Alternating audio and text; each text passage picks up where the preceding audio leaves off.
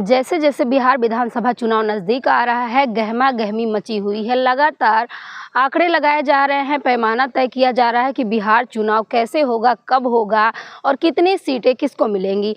लगातार तमाम जो जानकार हैं वो खबरें साझा कर रहे हैं। खबरों की माने तो कहा जा रहा है कि एनडीए में एक तरह से गहमा गहमी मच गई है चुनाव को लेके और सीटों को लेके। बंटवारे जिस तरह से बातें चल रही हैं, कहा जा रहा है कि बंटवारा होना तय है और बंटवारा होके रहेगा और होना भी चाहिए, क्योंकि चुनाव है तो सीटों का बंटवारा होगा तो चुनावी समीकरण तय किया जाएगा।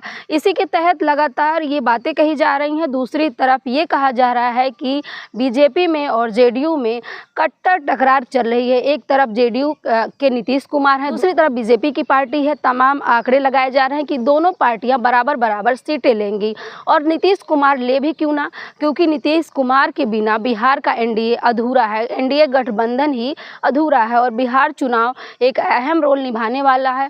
नीतीश कुमार की कुछ गलतियां हैं जिसकी वजह से लोग कह रहे हैं कि नीतीश कुमार तो पीएम का चेहरा है, लेकिन अब क्या किया जाए।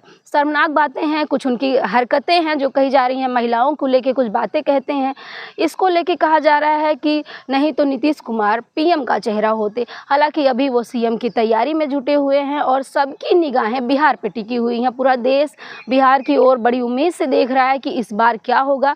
दूसरी तरफ विपक्ष में तेजस्वी यादव हैं जो लगातार रैलियां कर रहे हैं, बेरोज़गारों के लिए आवाज़ उठा रहे हैं और कहना है उनका कि अगर तेजस्वी आते हैं, अगर लालू यादव की पार्टी सत्ता में आती है तो बेरोज़गारों को रोज़गार मिलेगा। और दूसरी तरफ बड़ा रोल निभा रहे हैं प्रशांत किशोर।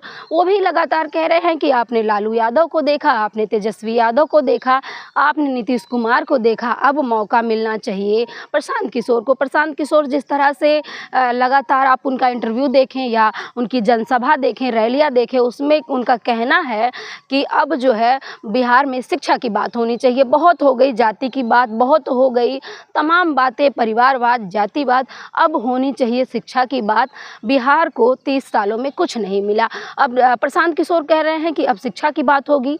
और दूसरी तरफ एनडीए गठबंधन है जो समीकरण बैठा चुका है, जो कह रहा है कि लोकसभा चुनाव पे जिस तरह से सीटों का बंटवारा हुआ था उसी तरह से अब जो है बिहार में विधानसभा चुनाव होगा तो सीटों का बंटवारा होगा। तमाम ऐसी बातें चल रही हैं बिहार में और पूरे देश भर की नज़रें बिहार पे हैं। और बिहार का जो युवा है खास तरह से वो क्या सोच रहा है, हमें कमेंट बॉक्स में अपनी प्रतिक्रिया जरूर दें। धन्यवाद।